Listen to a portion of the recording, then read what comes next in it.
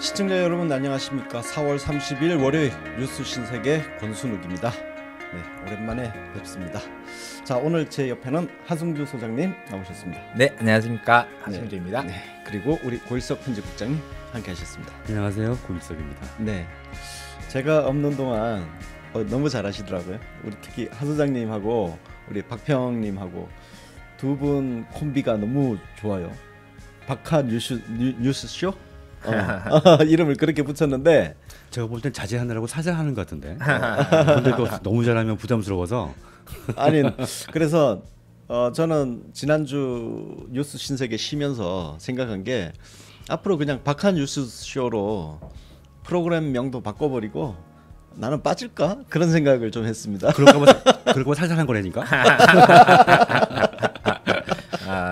우리 저기 권 대표님의 부재를 느끼지 않도록 하기 위해서 최선을 다했습니다. 하여튼 박하 콤비를 앞으로 좀 등판 횟수를 좀 굉장히 많이 늘려야겠다는 생각을 했습니다. 그럼 저기 아침마다 출근하는 게 이제 굉장히 부담스러워요. 자, 지난 그 주말 동안 남북 정상회담 판문점 선언도 있었고 우리 고일석 국장님께서 특히 이제 기사 쓰시느라고 수고 많으셨는데요. 예. 어떠세요? 그 한번 소감, 짤막한 소감평. 네, 일단은 뭐 전쟁은 없다 선언이 제일 중요하죠. 네. 제 개인적으로는 이 판문점 선언이 7사 남북 공동성명 이래 14 공동성명 이래까지 지금까지 남북 합의를 총망라해서 이것을 드디어 이행에 옮기는 그 시발점이다라는 점에 가장 큰 의미를 두고 싶습니다. 네. 하 소장님은 어떠세요? 정말 역사의 한 장면에서 그 현장에 우리가 함께 있다라는 그런 기분이 들었습니다. 진짜로 세계사의 물줄기가 완전히 이렇게 평화와 화합의 장으로 들어서는 그 발걸음이라고 생각이 들었고요. 우리도 그 모습을 직접 현장에서 실시간으로 목격하는 정말로 행복한 시간이었습니다. 네. 그 저희가 방송에서 그걸 한번 소개해드린 적이 있었어요. 그 고래 틈바구니에 뭐 새우 등 터지는 그게 아니라 정말 그 사이에서 힘차게 헤엄질하는 돌고래 같은 나라, 예, 대한민국을 그런 나라로 만들겠다는 대통령님께서 한번 말씀을 하셨잖아요. 그 돌고래가 사실은 노무현 대통령님께서 최초로 한번 언급을 하셨고 재임 당시에 그래서. 이번 판문점 선언, 남북 정상회담 그리고 그 이후에 펼쳐지는 어떤 장면들을 보면서 대한민국이 정말 돌고래 같은 국가가 되고 있구나. 네. 예. 유사일에 우리나라가 전 세계 외교를 주도해 본 적이 이것이 최초다라는 평가가 많이 있었죠. 네, 그렇습니다. 자, 지난 주말 동안 정말 많은 뉴스가 쏟아졌습니다. 그래서 그 많은 뉴스를 저희가 다 소화할 수는 없고요. 그래서 그 대부분의 뉴스는 여러분들께서 그 포털 사이트든 각 다른 언론사든 이렇게 찾아보시면 되고 저희 UBC에도 기사가 많이 있습니다. 찾아보시고요. 저희는 오늘 약간 공부하는 컨셉으로 준비를 했습니다. 1부 뉴스 브리핑은 2부는 이슈 프리즘인데 2부는 약간 경제적인 측면이니까 역시 좀 공부를 하는 내용이고 3부는 언론 해부실에서 또 언론 보도 행태를 한번 좀 가볍게 할까요? 예. 놀듯이. 네. 어쨌든 오늘 1부 뉴스 브리핑은 약간 공부하는 컨셉으로 준비를 했습니다. 그렇다고 뭐 저희가 딱딱하게 공부하는 그런 건 아니고요. 자, 한번 시작해 보도록 하겠습니다. 판문점 선언, 위대한 한반도 시대 개막을 알리는 축포였습니다. 그야말로. 그래서 그 선언을 보면 한번 내용을 정리를 한번 해보죠. 네. 1번이 뭐 저거예요. 남과 북은 남북 관계의 전면적이며 획기적인 개선과 발전을 이룩함으로써 끊어진 민족의 혈맥을 잇고 공동 번영과 자주 통일의 미래를 앞당겨 나갈 것이다. 약간 이제 선언적인 건데 그 내용을 보면 중요한 건 이건 것 같아요. 앞으로 이 합의된 문제들을 적극적으로 대책을 세워 나간다.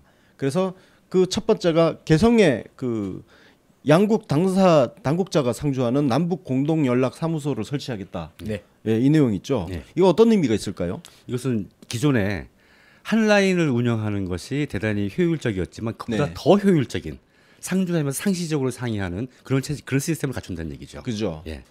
그냥 어떤 전화기로 생기다거나 그죠. 전화기로 이렇게 이야기하는 것보다 직접 얼굴 맞대고 이야기를 하겠다는 거잖아요. 그렇죠. 일종의 대사관 역할을 하겠다는 건데요. 그죠. 예를 들어서 그다음에 더 여러 가지가 있지만 민간 교류 차원에서도 뭔가 북한과의 접촉에서 예상치 못한 일이 생겼을 때 여기 가서 해결할 수도 있고 이런 역할을 하게 될 것입니다. 네, 아직 남북 관계가 아직까지는 이제 특수관계에 있다 보니까 대사관, 영사관 설치가 안 되고 그러다 보니까 이제 그 사실 멀어져 있는 면이 있는데 아까 고 국장님 말씀하신 말씀 그대로 실질적인 대사관이죠. 대사가 있는 곳과 아닌 곳은 차이가 엄청나게 크니까요. 근데 실제로 그 남북 공동연락사무소는 일반적인 국가의 주요 국가의 대사관들보다 훨씬 더 긴밀한 협조 관계를 만들 수 있는 계기가 될 것이기 때문에 그런 의미에서 뭐 정말로 중요한 조치라고 생각을 합니다. 네. 핵심적인 조치라고 생각합니다. 네. 자. 그리고 앞으로 이제 우리 앞에 놓여져 있는 일정들이 정말 많습니다. 뭐 북미 정상회담 이걸 일단 외교전은 이제 뒤에서 다루기로 하고 일단 6.15 선언 기념일이 있고 그 다음에 8.15 광복절이 있습니다. 그 다음에 9.19도 있을 것이고 14선언도 있을 것이고 이게 줄줄줄줄 하는데 이 모든 일정들이 앞으로 남북이 공동 으로 뭔가를 한다는 거죠. 그걸 하겠다는 거예요. 그러니까 이제 1조 1항에 아까 제가 말씀드린 그 합의된 것은 모두 실천한다는 점에서 뭐 대북 제재 문제도 있고 제한적인 게 있지만 할 수 있는 건 몽땅한다. 이런 취지가 담겨 있습니다. 거기에다가 그 원래 또 아시안 게임도 있어요. 아, 그것도 있고요. 아시안 게임 이게 기존하고 확실히 뭔가 다를 것 같은 느낌이 듭니다. 사실 대한민국 아시안 게임은 86 아시안 게임을 제외하고는 그 이후로는 그야말로 실패와 뭐랄까 적자, 뭐 외면, 무시, 소외 이런 거에 대명사였는데 올해 아시안 게임만큼은 정말로 다를 것 같습니다. 진짜로 남북 간의 평화가 전 세계로 퍼져나가고 있는 이 와중에 아시안 게임이라고 하는 체육 이벤트는 이 단순한 이전과 같은 그런 체육 이벤트가 아니라 진짜로 그 아시아의 중심 국가의 어떤 면모를 갖다가 전 세계에 보여줄 수 있는 그런 행사가 될 것 같습니다. 이게 자카르타에서 자카르타 어디 저 공동 개최하는 아시안 게임인데요. 거기서 막 난리 났을 거예요. 그죠. 거기도 죽어도 살아나는. 왜냐면 개최 국가 입장에서 대박 난 거야. 대박 난 거예요. 왜냐면은 전 세계의 이목이 그야말로 집중되는 거예요. 그것 때문에 하는 건데. 왜냐면 지금 이 문제가 전 세계에 던지는 메시지 자체가 뭐냐면 평화의 메시지예요. 전 세계 곳곳에 지금 당장 뭐 외신 같은 경우는 인도하고 파키스탄한테 충고를 막 하잖아요. 니들도 남북 보고 배워라. 그 대만도 대만 총통이 갑자기 뒤통수를 맞아가지고 너 뭐하냐 임마 해가지고 거기에 이제 중동 분쟁도 있죠. 유럽도 아직 그 발칸 반도 문제는 완전히 해결된 건 아니거든요. 그렇죠. 우크라이나 그 문제 있고 아프리카에도 곳곳에 분쟁이 있고 그래서 그 던지는 메시지가 간단치가 않습니다. 그렇습니다. 지금 지적하신 그걸 생각하면 정말 엄청난 일을 하신 거예요. 그래서 그 모든 분쟁의 해결의 전범이 될 수도 있는 것이죠. 또 문재인 대통령이 또 우리 정권들이 어떻게 노력을 했고 어떤 과정을 거쳐서 이런 결과를 막 이끌어냈는가가 모두 마치 뭐 새마을 운동 가지고 막 하듯이 그보다 훨씬 더 세계적 의미 있는 그런 샘플 모델이 형성됐다고 볼 수가 있겠습니다. 그렇습니다. 저는 사실 지금 언론에 나와 있는 공개된 협상 내용보다 그동안 이면에 있었던 정말 그 물밑에 있었던 그 수많은 외교전 이게 정말 궁금해요. 이게 지금 1급 보안 기밀로 보관되어 있을 텐데 어떤 일들을 했을까. 그러게요. 뭐 사실 우리가 궁금하지만 그러나 뭐 굳이 열고 싶은 생각은 전혀 없고 결과로 다 나오니까요. 이제 저기 송민순 전 장관이 펴낸 빙하는 움직인다는 책이 상당수 공개돼 있죠. 그건 진짜 드라마틱합니다. 이제 그러니까 그 책을 보면 그러니까 송민순 전 장관이 문재인 후보 시절 좀 충돌을 했지만 노무현 대통령한테 이제 망고의 충신이거든요. 그 노무현 대통령이 얼마나 고생했는지 그 두 권책에 다 묘사가 되어 있습니다. 송민순 장관 이야기 나오니까 저도 개인적으로 그분을 참 좋아했거든요. 그래서 굉장히 안타까운 측면이 있어요. 그 두꺼운 책에 그 장 하나 딱 하나 문제고 나머지 장은 다 괜찮았는데 그러니까. 훌륭한 책입니다. 그 부분만 약간 정략적으로 이용이 되면서 이용당한 거죠. 그리고 본인도 거기서 처신을 잘했어야 돼. 그렇죠. 처신을 잘못하는 바람에 사실은 그냥 그 노무현 대통령 모시면서 정말 애썼던 그 노력마저도 폄하당하는 그렇죠. 그죠 제대로 평가 못 받는 상황이 돼버렸잖아요. 맞습니다. 특히나 우리 문파들한테 욕을 바가지고 먹은 그래서 이제 좀 다시 평가해야 할 필요가 있다고 생각을 합니다. 지금 말씀하신 대로. 안타깝습니다. 그래서 예. 지금 그 부분에 있어서는 저희 송민순 전 장관이 약간 좀 시간이 지났지만 네. 거기서 유감 표명이라든지 이런 걸 통해서 예. 바로 잡는 기회가 있었으면 예, 좋겠습니다. 그게 서로 좋은 일일 것 그렇습니다. 같습니다. 본인을 위해서도 그렇습니다. 그렇죠. 예. 맞습니다. 자 그리고 다가오는 8.15에는 이산가족 상봉이 드디어 예. 재개가 됩니다. 예, 그게 제일 현실적으로 시급한 일이죠. 네. 그다음에 이제 그 효과도 이것이 가지게 될 우리가 남북 평화라든가 그다음에 한반도 평화에서 가지게 될 의미 우리가 모든 국민이 그걸 열망해야 되는데 그것을 확인하고 고양시킬 수 있는 가장 좋은 기회가 이 남북 이산가족 상봉이죠. 또 그동안 이명박 박근혜 정권 때문에 중단되었던 가장 이 뼈아픈 사연도 그것이고요. 네. 아주 의미 있는 행사라고 생각을 합니다. 이번에 그 우원식 원내대표 네. 그 노모한테 전화 어머님한테 네. 어머님이 102세시네요. 예. 거기 고향이 황해도 해주. 예. 예. 해주에 지금 그 7남매인데 예. 위에 두 분의 누님이 해주에 계신데요. 예. 그 살아 계신 걸 예, 확인했죠. 살아 계신데요. 예, 만나기도 했고. 그래서 지금 그 어머니하고 그 우원식 원내대표 같은 경우는 누님 얼굴을 몰라요. 그렇겠죠. 예. 예. 어릴 때 너무 어릴 때. 우원내가 막내이기 때문에 예. 위에 누님들이 이제 가장 형편 때문에 거기 외갓집인가 할아버지 집인가 하여튼 거기에 맡겨놨다가 예. 이게 분단되면서 아 그런 사연이 그냥 있었군요. 생사가 이렇게 그냥 이산 가족이 되어버린 건데 예. 어쨌든 이번에 그래서 막 그 회담장에서 김정은 예. 위원장한테 명함 주고 우리 누님 두 분이 계시는데 개인 민원 예. 부탁하시고 어쨌든 개 탔죠. 뭐 우 대표 입장에서는. 그렇습니다. 그런 그 사연을 가지신 분이 아직 살아 계신 분들이 계십니다. 그래서 그 정말 살아 계신 분들을 위해서라도 빨리 이게 재개가 되고 정말 항상 만날 수 있는 그런 방향으로 확대되어 나가야겠죠. 맞습니다. 예. 가족이 만날 수 있다라는 건 너무 당연한 뭐 천부적인 인권 아니겠습니까? 네. 그게 이제 사실 정치적으로 이렇게 수십 년 동안 뭐 가로막혀 있었다고 하는데 가족들끼리 이제 자유로운 만남이라고 하는 것은 이건 뭐 유엔 경제제재니 나발이니 이런 거랑 아무 상관없는 문제 아니겠습니까? 네, 그렇습니다. 예. 그래서 뭐 예를 들어서 이런 거죠.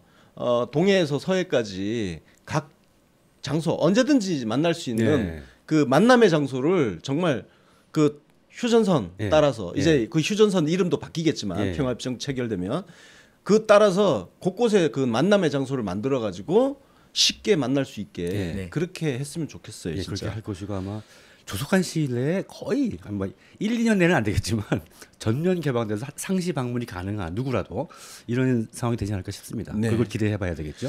자, 이번 합의 내용 중에는 특히 노무현 대통령께서 김정일 국방위원장과 체결했던 14선언 때 협의했던 사업을 추진한다는 예. 내용이 들어있습니다. 네. 정말 9년 동안 끊겨있던 그렇죠. 저는 개인적으로는 이게 제일 중요하고 예. 리드 이슈 브리핑 시간에 하수장께서 많이 잘 정리해 주시겠지만 이게 제일 기쁘고 뿌듯합니다. 그렇습니다.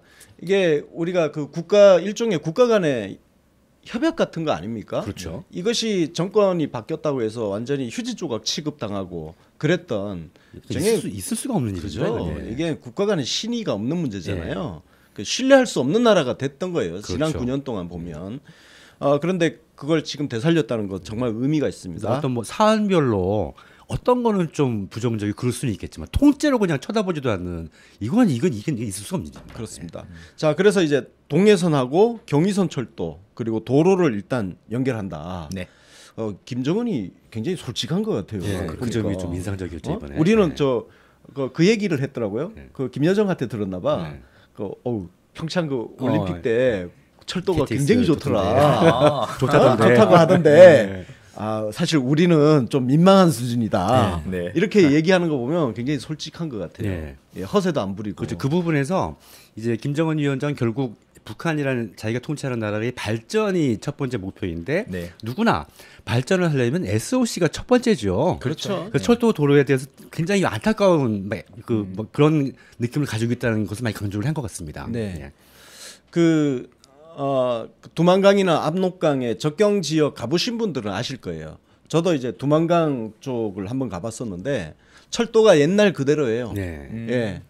요즘은 대부분 복선이지만 네. 아직 단선이고 옛날 그대로이기 때문에 거기에 무슨 물류가 뭐 예. 많이 왔다 갔다 할 수 있겠어요. 그러니까 그런 SOC 시설부터 예. 좀 바꾸고 하게 되면 특히 이제 우리나라가 이제 참여를 하게 되면 예. 압록강 쪽은 이제 중국과 통하는 지역이잖아요. 네. 그다음에 두만강 하류 지역은 거기는 러시아하고 중국하고 경쟁이 장난이 아닙니다. 예. 거기에 우리가 이제 들어가게 되면 우리한테 이득이 되는 거죠. 그렇죠. 어쨌든 이 경의선하고 동해선 문제 이것도 정말 굉장히 희망을 갖게 되는 이야기인 것 같습니다. 자, 이런 것들을 하기 위해서는 남북 간에 있었던 적대적 행위를 전면 중단하는 거. 예. 내일부터입니다. 예. 예. 내일부터 전면 중단. 예. 그리고 비무장지대를 평화지대로 바꾼다. 예. 이건 뭐 제목만 열거해도 그래서 이제 그 비무장지대를 평화지대로 바꾼다는 것은 일단 1차적인 것은 나중에는 진짜로 이제 그 평화지대로 바꾼다는 얘기겠지만 1차적으로는 실질적인 디밀리터를 이제 조언으로 만들겠다는 거죠. 지금 이제 말이 비무장지대지 슬금슬금 들어와서 막 들어와 있는 것도 있고 좀 뭐 GOP라는 그 군사시설이 곳곳에 자리를 잡고 있죠. 그것부터 우선 제거를 하겠다는 겁니다. 그렇죠. 예. 그럼 그것만으로도 지금까지 긴장이 상당수 완화가 되는 것이죠. 그렇죠. 예. 일단 서로 총을 겨누고 있는 것부터 예. 중단하는 거예요. 예. 그러면 그 휴전선이라는 개념 자체가 일단 저는 한 달 후에 한 달 아니죠. 5월 중에 이제 북미 정상회담을 하고 나면 예. 아마 전면적으로 휴전선 부분에 엄청난 변화가 있을 거라는 예상을 좀 해보고 예. 있거든요. 맞습니다. 예. 그러니까 이제 대통령도 그러니까 전체적으로 아까 제가 설명드린 대로 우선 할 수 있는 것부터 하자라는 욕구 강하신데 이 부분을 선언문에 넣은 것을 보면 이게 제일 시급하다고 생각하시는 것 같아요. 당장 군사 충돌이 딱 그 촉발할 수 있는 지점들부터 빨리 좀 없애자. 그렇죠. 일단 거리를 떨어뜨리는데 예. 가까이 붙어 있으면 우발적으로 그렇죠. 뭔가 생기거든요. 그리고 이것은 이제 그 해설서를 보면 정전 협정대로 하자는 뜻입니다. 예. 네. 그대로. 예. 지금 잠깐 지금 채팅창에 권성동 박사 이야기 나오는데 저희가 그걸 작년 12월 말에 만들 때 권순송 박사는 판문점 그 비무장 그 지대를 네. 정말 자유롭게 왔다 갔다 했었죠. 예. 휴전선을 자유롭게 넘나들고 네. 그랬었는데 아니 그게 실제로 지금 그렇게 될 가능성이 지금 커졌어요. 네, 되겠죠. 뭐 되겠죠. 그러니까 그런 작업만 좀 하고 나면 누구나 들어가서 이제 군사실은 완전히 없어지는 것이고 가서 노는 거죠. 뭐 우리가 제가 저 강화도에 살잖아요. 예. 제 집 바로 뒷산이 강화도 북산인데요. 그 북산에 올라가면 높지도 않아요. 근데 거기까지만 올라가면 바로 황해도가 보입니다. 예. 바로 보이고요. 그리고 제가 강화도 살면서도 맨 지나가다 보면 뭐 웅얼웅얼 하는 소리가 늘 들려요. 그래서 2년 동안 몰랐는데 알고 보니 그게 대남 방송이었던 거예요. 확성기. 네, 대남 확성기. 근데 무슨 말인지 하나도 안 들리는데 매일 웅얼웅얼 그런 소리가 들렸었거든요. 근데 진짜 실제로 몇 달 전부터는 그게 완전히 없어졌고요. 우리도 마찬가지로 그런 게 하는 거고. 사실 그게 얼마나 쓸데없는 짓입니까? 그렇죠. 그게. 지금 그거 가지고 말씀하셔서 그런데 그거 가지고 다 한다고 요거 가지고 짚고 있어요. 확성기하고 전단지 금지한다고. 근데 그러면 되냐고 우리 제일 큰 저 억제력인데 이러고 있어요. 그 정말 그게 저기 자유당 안타깝습니다, 진짜. 박근혜 정권의 가장 흑역사 중에 하나가 아닐까 싶은데 그 북이 핵무기를 실험하니까 핵에 대해서 우리는 스피커로 대항하겠다. 그래가지고 스피커를 큰 거 세우겠다. 그랬더니만 그 스피커를 군납 비리로 해서 형편없는 걸 해가지고 그러니까. 북한 애들이 별로 시끄럽지도 않네. 라고 했던 100만 원짜리를 한 2억 원에 있겠죠. 사실 오늘 저 뉴스를 기분 좋게 하기 위해서 네. 야당 놈들 이야기는 다 뺐어요. 그런데 이렇게 우리 기억나는 대로 예. 가끔씩 하다 보면. 놀려 먹읍시다. 자, 또 있습니다. 정말 감격적인데요. 예. 서해 북방 한계선 일대를 평화수역으로 만든다. 정말 이거 노무현 대통령께서 정말 기뻐하실 일이거든요. 그렇죠. 예. 예. 정말 저는 이게 진짜 정말 강개무량했습니다. 예. 그러니까 공격받을 여지를 감안하시고 과감하게 제안해서 진정한 해결책을 합의한 것이거든요. 네. 그리고 그것 때문에 고생하시고 그러니까 제 입으로 이런 말씀을 드려서 모르지만 부관 잠시 당하시고 그랬던 사연이 있던 NLL이죠. 네. 네. 맞습니다. 이 서해안 같은 경우 우리 그 강화도 얘기했지만 네네. 그 강화도 쪽이 저거잖아요. 한강과 임진강이 만나는 그렇죠. 지역이잖아요. 네. 원래 역사적으로 전 세계가 그렇습니다. 그런 강이 만나는 지역이 물류가 가장 풍부한 것이고 맞습니다. 예. 그 인적 교류, 물자 교류가 가장 왕성한 곳이에요. 그렇죠. 네. 예. 그리고 우리 역사적으로도 그랬습니다. 네. 우리가 그 개성상인이라고 하는 그죠? 그 역사 보면 고려 시대 때 송나라하고 무역 많이 했다는 거기도 한강 하구 지역이고. 맞습니다. 그다음에 그 당나라하고 신라 백제 간의 무물 교류도 한강 하구에서 이루어졌고. 그렇죠. 예. 거기를 우리가 지금 하나도 이용을 못 하고 있어요. 예. 맞습니다. 그 한강이 그래서 중요했고 그래서 수도가 여기서 계속 역대 우리 고대 국가부터 여기서 수도가 발행했던 것이죠. 네. 예, 그게 그렇습니다. 막혀 있는 거죠 지금. 게다가 이 물류뿐만이 아니라 우리가 이제 서해 그러면은 꽃게잡이 이렇게 바로 연상이 되고 그러면 이제 중국 어선 이 얘기가 나오는데 실제로 여기 그 어민들 같은 경우에 중국 어선들 때문에 진짜 미쳐버리거든요. 네. 서해 안에서 이제 사진 같은 거 찍힌 거 보면은 말 그대로 중국 어선이 수천 대가 몰려오는 모습이 보입니다. 네. 와 정말 진짜 뭐 그 광경을 보면은 저 공포스럽다라는 느낌이 드는데 그게 저기 서해 북방 한계선 NLL 문제를 갖다가 내팽개친 지난 정권의 업보거든요. 그렇죠. 그러니까 사실 NLL 문제가 평화수역으로 된다라고 하는 것은 달리 말하면 남북한이 공동 관리한다는 말이고 그렇습니다. 그 공동 관리를 포기하게 되면 그다음 뭐겠습니까? 그럼 중국이 활개 치는 거죠. 중국 어선 다 와가지고 걔네들 진짜 쇠파이프 들고 오는 애들이거든요. 그러니까 지금 이제 관리하게 되면 해경이 해야 됩니다. 네. 그 해경은 중국 어선을 단속할 수가 있죠. 네. 그렇죠. 근데 지금 해군이 하지 않습니까? 해군이 중국 어선한테 뭘 하면 교전이 돼버립니다. 맞아요. 예. 근데 함부로 못 하는 거죠. 그러니까 마음껏 활개를 치는 겁니다. 그리고 그놈의 그 NLL 예. 선 예. 이거 시비 때문에 넘어오면 야 내려가 예. 이 시비 왔다 갔다 하느라고 그 가운데 공백지대가 생기는 거 아닙니까? 그렇죠. 거기를 중국 어선이 왔다 갔다 하는 거예요. 남쪽으로 내려왔다가 예. 북쪽으로 올라갔다 하면서 거기를 다 활개치는 다 거예요. 훑고 가는 거죠. 그 우리 어선들은 그놈의 NLL 문제 때문에 예. 자유롭게 어업 활동도 못 하고. 예. 그래서 제가 이제 이 방송 끝나고 그 칼럼 하나 쓸까 생각하고 있는 것 중에 하나가 뭐냐면 지금 엄청나게 우리가 기쁘고 행복하지만 이 결과가 사실 우리 민주 진영만의 이 성과가 아니거든요. 맞습니다. 예. 최초는 박정희 대통령의 7사 남북 공동성명부터 비롯된 것이고 네.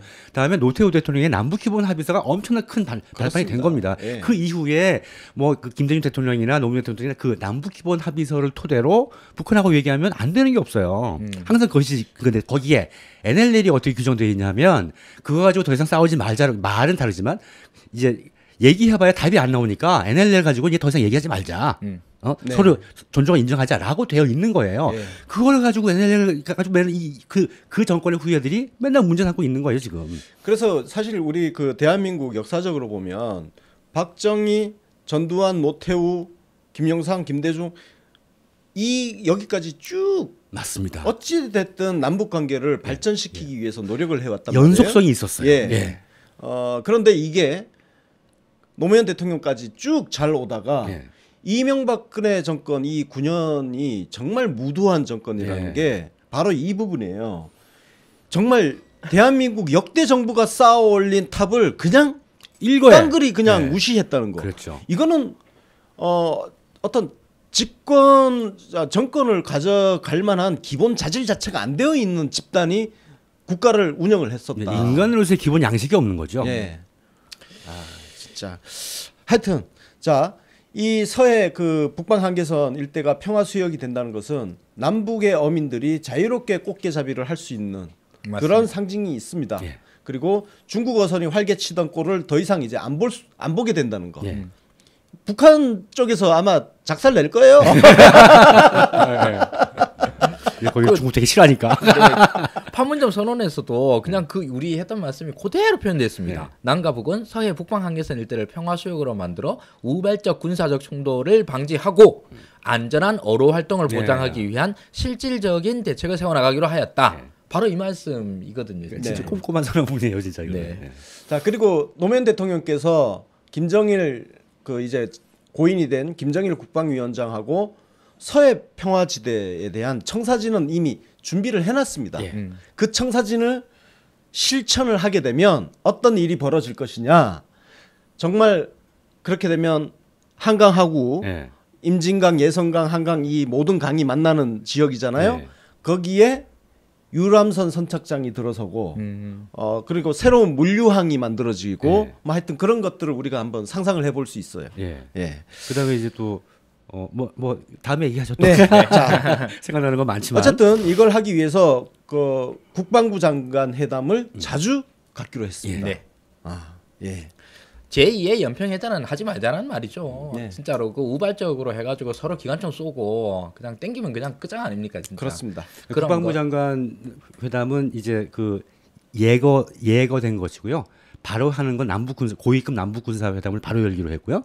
그 이후에 국방장관 회담도 정례화하기로 하고 군사 회담도 정례화하기로 한 것이죠. 이것은 이제 계속 하여튼 빨리 할 수 있는 거 하자. 이 취지에 따른 것입니다. 자, 그리고 정전 상태 종식 및 불가침 합의를 엄격히 준수한다. 이건 뭐 이게 남북 기본 합의서 얘기입니다. 그렇습니다. 그걸 준수하자는 얘기예요. 남북 기본 합의서는 노태우 정권 때 만들어진 겁니다. 그러니까 이명박근혜 이 정권은 근본이 없는 놈들이에요. 맞습니다. 그러니까 자기들의 조상들이 만들어 놓은 합의서도 휴지 조각 취급했던. 모르고 있는 거 아닌가 싶어? 무식한 거예요. 너 애들이 너무 무식한 거 아닌가 싶습니다. 그 덕분에 노태우 재평가가 실제로 많이 이루어졌죠. 그걸 우리가 했어. 네, 맞아요. 노태우는 정말 역사의 물줄기를 뒤로 돌리지는 않은 사람이었다. 아니 사실 많이 전전시키기도 했었고요. 그런데 이명박근혜는 정말로 명백하게 역사의 물줄기를 뒤로 그냥 거꾸로 돌린 이런 정권이었었죠, 진짜로. 아, 정말 너무 형편없는 쓰레기 같은 인간들이었습니다, 진짜.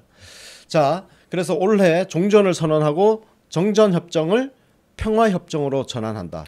이게 정말 꿈 같은 일입니다. 네, 1953년 종전협정 이후로 올해가 2018년이니까 몇 65년. 65년, 딱 65년입니다. 65년 만에 전쟁이 완전히 끝나는 거예요. 그러니까 저는 이제 소감에 이런 느낌이 드는 거예요. 진작에 그냥 간단하게 해결할 수 있는 거를 너무 오랫동안 끌어온 거 아닌가. 그죠? 약간 허탈한 느낌마저 드는 거예요. 그건 저기 문재인이라고 하는 위대한 정치인이라서 너무 쉽게 보이는 거지. 그렇죠. 그렇지 않습니까? 뭐 바느질의 고수가 바느질하는 거 엄청 쉬워 보이지만 내가 하면 안 되잖아요. 그럴 정도로 깔끔하게 이제 해결이 되는 것이죠. 자, 이제 남북 정상회담이 사실 시작이잖아요. 여기에 이제 북미 정상회담 예고되어 있는데 그 중간에 아마 한미 정상회담이 열릴 가능성도 있고 뭐 맞습니다. 한러, 한일 그러면 이제 북일 정상회담까지 쭉 올해가 정말 숨가쁜 한 해가 될 것 같은데. 맞습니다. 푸틴도 뭐 아예 공식적으로 초청을 했지 않습니까? 그렇죠. 문 대통령 공식 방문해달라. 국빈 방문. 이렇게 했습니다. 바쁘셔서 어떻게 해? 몸 상하실까 걱정이었죠. 자, 어쨌든 이번 판문점 선언에서는요. 남북미 3자 회담 그리고 이어서 남북 미중 4자 회담을 추진하기로 했다고 합니다. 그러니까 이제 그 평화 협정의 당사자국에 대한 얘기인데요. 그렇습니다. 이게 이제 14 공동 성명에는 3자 혹은 4자라고만 명시되어 있던 것을 남북미 혹은 남북미중 4자로 더 구체화시킨 것이죠. 이 부분 뭐냐면 정전협정에 관한 중국이 당사국이긴 하지만 평화협정은 좀 다른 얘기거든요. 그러니까 평화협정이라는 것은 결국 지금의 중국은 이미 빠졌지 않습니까? 그러니까 정전협정상에는 남아있지만 현재 갈등하고 대치하는 당사자들은 남북미란 얘기죠. 평화협정은 그 당사자국 간에 맺는 협정이라는 의미에서 남북미 이런 것이 첫 번째 아니고 그래도 중국이 인접국으로서 그다음에 역사적으로 역할을 했기 때문에 중요한 당사국으로서 참석할 수도 있다라고 여지를 열어놓은 것입니다. 기본은 남북미 3자 회담에 의한 평화협정 체결인 것이죠. 자, 그리고 이제 그 유엔사 문제가 나와요. 그죠? 만약에 평화협정이 체결이 되면 휴전선이라는 것은 사라지게 됩니다. 그렇죠. 거기가 국경선이 되는 것이죠. 국경선이 되는 거죠. 그러면 유엔사의 역할 문제가 좀 생길 것 같아요. 그렇겠네요. 중요한 문제죠. 유엔사가 계속 문제죠. 있어야 되는 건지, 유엔사는 이제 철수를 해도 되는 건지. 왜냐면 우리는 또 주한 미군이 있기 때문에. 그렇죠. 유엔사 체제는 해체를 하는 것이 맞죠. 평화협정을 그죠? 가면. 그건 이제 그 전쟁을 위한 기구였기 때문에. 예. 예. 저도 상징적으로 예. 유엔사가 철수하는 게 맞다고 생각합니다. 그건 당연히. 왜냐하면 평화협정이 체결된 마당에 예. 정전 상태에서 존립 근거를 갖고 있었던 유엔사가 계속 있을 필요는 없다. 예. 맞습니다. 그래서 필연적으로 이따가 이제 언론 해부실에서 잠깐 언급이 되겠지만 그래서 필연적으로 주한미군 주둔의 문제가 이 평화협정과 직접적으로 연결이 되어 있는 것이죠. 네. 북미 간에 남북미 간의 협의가 되어야 되는 일이고요. 그래서 저는 유엔사는 철수하더라도 주한미군은 그냥 그냥 계속 지금 현재처럼 주둔하고 있는 게 맞지 않느냐. 예, 이미 그런 컨센서스가 네. 돼 있다고 생각을 합니다. 네. 예. 아 근데 정말 딱 표현을 해주시니까 진짜 바로 이해가 됩니다. 휴전선이 국경선이 된다. 예. 이렇게 되면 이제 사실 정상 국가들 간의 어떤 국경 라인이 되는 거지 않습니까? 그렇죠. 그러니까 유엔 사령부라고 하는 것은 사실 그 전까지 어떤 뭐랄까 잠정적이고 임시적인 그게 무려 65년간 지속된 이 체제를 갖다가 해소한다는 의미에서 굉장히 상징적인 의미. 물론 뭐 유엔사가 뭐 어마어마한 일을 하는 건 아니었습니다만 그렇습니다. 네. 그러나 상징이죠. 네 상징적으로는 꽤 그 의미가 클 것 같습니다. 네. 진짜. 사실상 미군이죠. 네. 중립국들이 같이 포함되어 있다는 네, 정도고. 예. 어쨌든 그게 휴전협정의 당사자가 유엔사이기 때문에 그렇죠, 예. 그런 겁니다. 예. 그래서 자 여기서 일부 이제 또 뭐 성급한 사람들이 통일 외치면서 주한미군 철수 이야기를 하고 있는데 그런 철없는 소리는 좀 하지 맙시다. 예, 우리가 특히 이제 문파라고 하시는 분들이 그런 철없는 애들 같은 소리에 동조를 하면 안 돼요. 예, 주한미군 얘기는 다음에 좀 깊이 있게 한번 다뤄보죠. 예. 주한미군은 다음에 다시 할 건데 그대로 지금 존재하는 게 한반도와 그 주변 국가를 위해서도 좋습니다. 예. 예.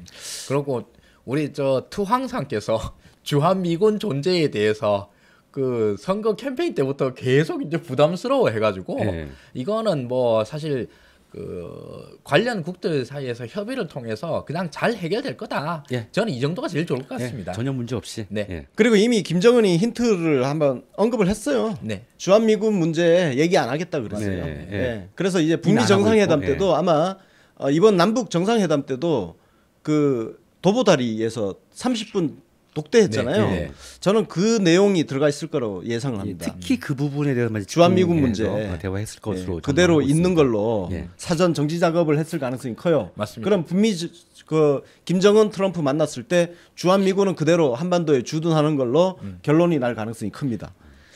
하여튼 그 주사파 부류의 그 주한미군 철수 떠드는 애들이 그 우리 길 건너편 주미 대사관 네. 앞에서 그 피켓 시위를 하고 있어요. 그 참 혀를 끌끌 차게 됩니다. 네, 끌끌 차게 되는데 우리는 그 수준을 넘어서야 됩니다. 예. 자, 뭐 이 정도 내용 한번 살펴봤고요. 자, 이 덕분에 문재인 대통령 지지율이 상승을 했는데 이게 90%도 돌파를 못했어요. 이거 잘못된 거 아니에요, 이거? 오늘 한길 리서치 조사 결과가 나왔죠. 여론조사의 명가죠. 한길 리서치. 85.7%. 예. 그 이전 조사가 몇 프로였나요? 72.8%였대요. 그럼 얼마나 오른 거예요? 13% 포인트 오른 거죠. 12.9%. 예, 12.9% 포인트. 2주 사이에. 아쉽네요. 엄청나게 올랐어요. 한 20% 올라야 되는데. 아니 90%는 예, 그게- 돌파해야지. 그래도 한길 리서치. 자, 어찌 됐든 판문점 선언에 대해서도 이제 그 여론조사했는데요. 88%, 예. 88.4%가 잘 됐다. 진짜 국민들께 감사드리는 88%는 엄청난 숫자입니다. 네. 특히 역사적으로 갈등해왔던 사안에 대해서 80%가 찬성을 해주신다는 것은 뭐 제가 그런 뭐 고마워해야 할 자격이 있는지 모르겠지만 감사한 마음이 먼저 듭니다. 네. 잘못됐다는 평가는 7.7%에 불과했다가 나오는데요. 참 이분들 얼마나 외로우시겠어요. 집에 가서 주변에 가서 무슨 말만 하면은 뭐 이래가지고 맨날 욕이나 먹고 달고 굉장히 소외감 느끼실 텐데 그냥 발만 한번 살짝 옮기시면은 그때서부터는 진짜로 이 평화로운 유토피아의 세계가 열립니다. 누구랑 다 얘기를 해도 다 하호호 웃으면서 미래를 얘기를 할 수가 있고 7.7% 안에 속해 계시면 굉장히 외롭고 슬프고 늘 하는 일마다 안 되고 짜증나고 그런 삶을 살게 되십니다. 네. 그분들 살기 싫을 거야 지금. 맞습니다. 근데 생각만 바꾸면 갑자기 행복해져요. 우리 표정 보세요. 다 얼마나 즐거워해요. 다 그냥 아무것도 보기 싫어 그냥 안 봐. 이러고 살 거예요. 자 한길 리서치 조사도 재밌지만 오늘 CBS가 리얼미터하고 네. 조사한 결과가 있습니다. 네. 의미 있는 게 있는데요. 이전에는 북한의 비핵화 의지에 대해서 불신하는 국민들이 정말 많았어요. 네. 저도 그랬어요. 저도 그랬어요. 그러니까 진짜. 80% 이상이 불신을 했는데 네. 이번에 국민의 절반이 생각을 바꿨대요. 네. 이번 비핵화 의지는 신뢰한다. 네. 그래서 이거 대단한 거예요. 두 가지겠죠. 김정은 위원장을 보니 믿어도 되겠다는 것. 네. 그다음에 문재인 대통령이 오죽차 설득을 시켰을까. 이 두 가지를 보고 믿음이 간다는 것이겠죠. 표를 한번 다시 보여주세요. 그림 보면 이전에는 보세요. 78.3%가 불신을 했어요. 신뢰가 14.7%밖에 안 돼.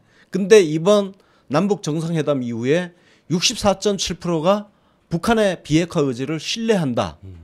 야, 북한을 신뢰한다는 게 64.7% 이게 믿겨집니까? 자, 정말 이런 극적인 여론조사의 반전은 제가 여태까지 본 기억으로는 없습니다. 예. 이게 이런 정도의 처음이죠. 역전은 예. 처음입니다. 진짜. 예.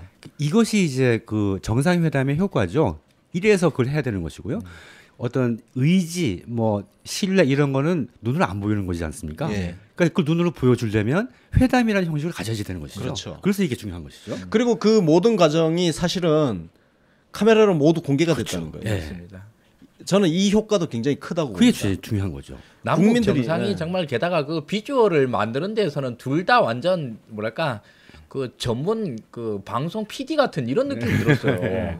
장면 하나하나가 전부 다 너무 멋진 장면들을 만들어내 가지고요. 그런 비주얼에서 오는 진짜 어마어마한 충격감도 정말 컸을 것 같습니다. 자, 이렇게 인식이 바뀐다는 것 자체가 굉장히 어떤 혁명적인 변화가 지금 일어나고 있다. 예. 예. 진짜 자유당은 미치겠다. 예, 우리 자유당이 예, 여기서 예. 자유당 이야기 잠깐 할까요? 좀 놀려 먹어야지. 예. 이 얘기 시작하기 전에 먼저 일단 웃기고부터 시작이야. 김성태는 평양냉면 자기네 부르지도 않았다고 정말 꿍얼꿍얼거리던데. 오기 싫다며. 그러면 이제 실무적으로 만약 야당을 부르려면 협의하고 올래 말래 이런 과정이 필요한데 그 과정이 불가능했던 네. 남북 실무 간에 그걸 예. 딱 정해서 오더 주고받고 해야지 물어보고 이럴 수가 없는 상황에서 부르지 않은 것으로 이해를 하고 있습니다. 네. 이번에 자유당은 아까 7.7%를 보고 정치를 하고 있는 것 같아요. 맞습니다. 네. 네. 그래서 심지어 정당 안에서 왕따가 됐어. 왜냐하면 다른 야당들도 자유당 반응에 대해서 네. 니들 너무 심한 거 아니야? 실제로 너무 심하거든. 심지어 밤이당한테도 그런 네. 소리를 듣고 있어. 근데 자유당을 너무 그렇게 외롭게 소외된 당으로 하지 마십시오. 자유당에 든든한 우군이 있습니다. 대한애국당이 있잖아요. 외롭지는 않군요. 네, 그 둘이서. 근데 정말로 자유당이 대한애국당 정도의 포션을 가지는 그 정도 규모의 당이라고 그러면 지금의 스탠스가 너무 이해가 돼요. 그렇게 소수민 7.7%의 국민도 대변하는 당이 있어줘야 되잖아요. 그런데 이 자유당이 뭐야 지금 100석이 넘네? 그런 분들이 지금 7.7%의 국민들을 대상으로 하고 있으니 참 애처롭죠. 자, 리얼미터 조사를 조금 더 보면요, 자유당은 정말 충격에 빠집니다. 왜냐? 이번에 생각을 바꾸신 분들이 누구냐? 네. 특히 자유한국당 지지층, 보수층, 대구, 경북, 부산, 경남, 울산 이쪽 전부 신뢰도가 급격하게 상승했대. 어쩔 거야 이거. 큰일 났죠. 이제 뭐 선거 앞두고 계속 꾸준히 그냥 지금 하시던 대로 하시는 거 전 추천드립니다. 뭐 어쩌겠어요. 지금 바꾸면 누가 믿겠습니까? 자유당은 그냥 계속 가시고 우리는 대신 지방선거 압승으로 답하도록 하겠습니다. 네. 자,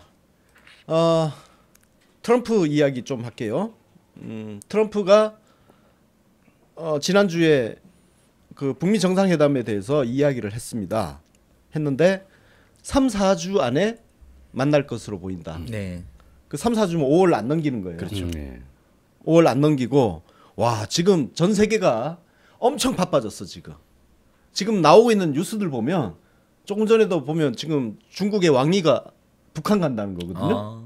중국의 왕리 북한 가죠. 우리 서훈 국정원장 일본 아베 만나고 왔죠. 그렇죠. 그럼 아베하고 또 이제 뭐 다른 또 관계 또 생길 거예요. 네. 푸틴 전화했죠. 우리 트럼프하고 또 1시간 넘게 1시간 10분인가? 네, 1시간 15분. 예. 전화 통화하고 하여튼 엄청 지금 바빠지고 있습니다. 맞습니다. 한반도 주변. 역사가 지금 한반도를 중심으로 마구 휘몰아치고 있습니다. 근데 그 방향이 굉장히 긍정적이고 희망적인 방향이라는 점에서 저희들이 가슴을 들뜨게 하고 있는 거죠, 진짜. 네.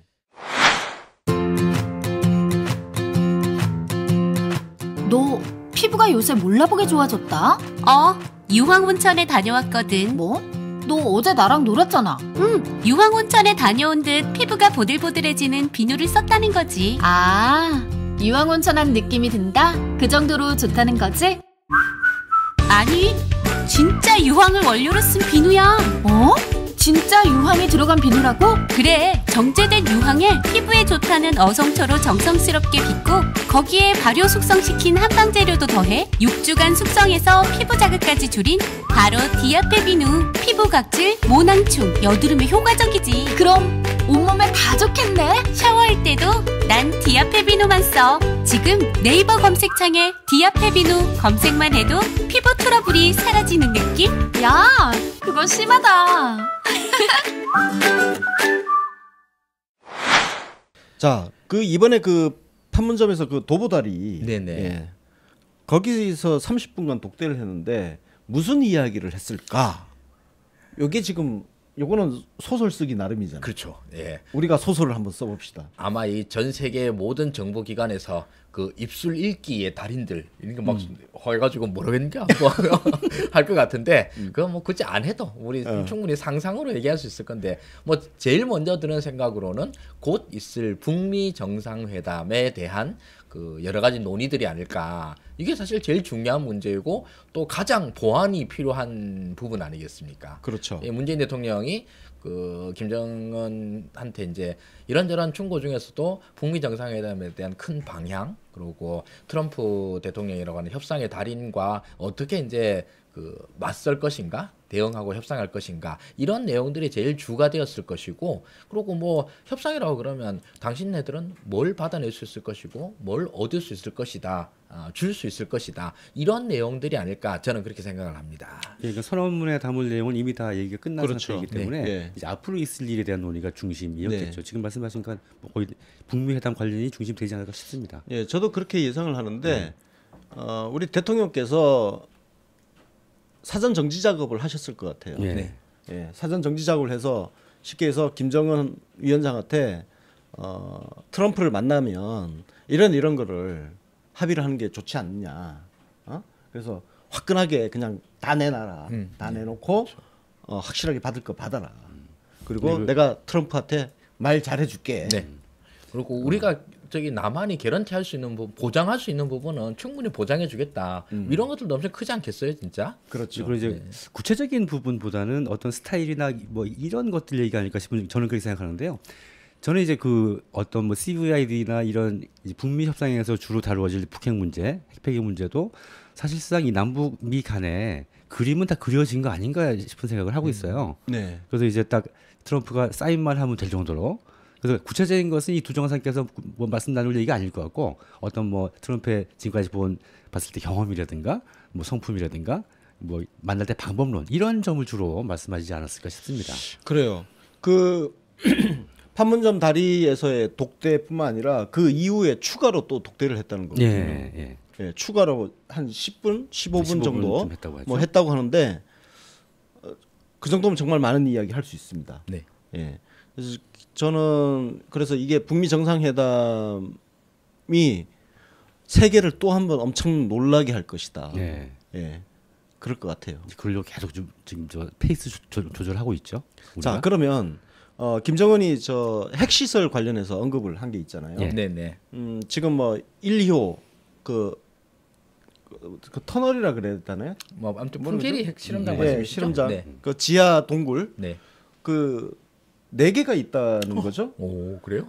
그 아직 2개가 멀쩡한 게 있대요. 예. 예. 그게 뭐 지하 5,000m? 예. 5,000m는 아니겠죠, 설마? 아니요. 지하 굉장히 네, 굉장히 깊숙이 네. 해가지고 거기를 이제 하는 건데 그래서 예전에 영변 원자로 시설 폭파했었잖아요. 네, 그때 네, 네. 전 세계 라이브 중계를 하고 했었잖아요. 네, 그렇죠. 그것처럼 할 수는 없대요. 왜냐면 이게 지하 시설이기 때문에 네. 시각적으로 보여줄 방법이 없는 거야. 근데 여기를 그리고 또 폭발을 시킬 수가 없대요. 네. 거기 폭발시키면 위에 그 집안 전체가 무너지잖아. 그래서 근데 어쨌든 그 핵시설에 대한 네. 공개 검증과 공개적인 폐쇄 이것도 아마 진행될 거라고 예. 지금 공개적으로 이야기가 한다는 게 되는데. 중요하죠. 예, 네. 공개적으로 예, 예. 한다는 거. 남북 미 한국과 한미 전문가들을 불러서 그다음에 언론인들도 부르고 해서 네네. 공개적으로 하겠다. IAEA 들어가겠죠, 당연히. 당연히 하겠죠. 예. 그래서 여기서 또 이제 자유당 얘기를 해야 돼요. 예. 왜냐하면은 얘네들 지금 계속 비핵화 어쩌고 예. 계속 얘기 완전한 핵폐기 네. 리비아 방식이 어쩌고 예. 아니 이미 그거 다 떠나서 지금 진행되고 있는데 이게 좀 안쓰러운 것 같아. 애처롭죠. 예. 이거 저도 이제 그거 가지고 좀 깔려다가 이거 떠들어라. 불쌍하잖아요. 저 북미 정상회담 끝나면 또 더 할 얘기도 없을 텐데 주한미군 얘기도 못해, 북핵 얘기 못해. 무슨 그냥 떠들어라. 그러고 싶은 마음입니다, 그냥. 그래서 지금 김성태가 이런 얘기를 했대요. 현 정부는 개헌 때처럼 남북 정상회담 결과도 쪼개 팔기로 장사하면서 쇼통, 광파리 정권의 면모를 보여주고 있다. 갑자기 애처로운 마음이 싹 사라지는데. 숱한 정치적 수사들로 포장했지만 북핵이 폐기된 것도 북한이 개혁 개방을 통해 문을 연 것도 아니다. 조금만 기다려. 누가 뭐래? 그 과정이 있어요. 얘네들 조만간 반 트럼프 운동할 것 같습니다. 뭐 남은 건 그거밖에 없겠습니다. 이제 북미 정상회담 열리면 엄청난 충격파가 전해질 것 같은데. 얘네들 또 스웨덴에 저기 특파원 아니 저기 저 로비 막 보내고 이런 거 아닙니까? 트럼프 노벨상 절대 반대. 뭐 편지 보내기, 메일 보내기 이런 걸 같은데. 참 그래요. 나는 저는 그 자유당의 지금 이 행태는 그 현실 인식 장애 이거나 애써 정말 외면하고 싶은 현실 부정이죠. 처절한 몸부림 같은 미치겠는 거예요. 네. 왜냐하면은 자기들이 그동안 뱉어놨던 말들이 있기 때문에 이거를 일거에 뒤집을 방법도 없고 네. 그걸 계속 유지하려니 이렇게 억지로 뭔가 말을 하고 있는데 아마 미칠 거예요. 네. 말해봐야 먹히지도 않고. 할 수 있는 방법은 오로지 낙타 전술밖에 없죠. 낙타 전술은 뭐예요? 세상의 모든 것들이 너무 힘들어 보이고 인생의 앞에 이제 희망이 안 보일 때 낙타처럼 그냥 모래에다가 머리를 쿡 쳐박는 거. 그러면 갑자기 모래밖에 안 보이고 모든 게 다 편안해지는 거죠. 뭐 지금 그러고 있는 거죠. 네, 그렇죠. 네, 그러고 있습니다. 계속 이렇게 살아도 됩니다. 그 입장에서 보면. 네. 자, 어쨌든 한반도가 세계 외교의 각 축장이 되고 있습니다. 앞서 말씀드렸지만 서훈 국정원장 아베 만나고 오고 하여튼 한반도가 세계의 중심이 되고 있다는 거. 그래서 돌고래처럼 강한 나라가 되고 있다는 거 정말 의미 있는 지난 주말이 아니었나 생각을 합니다.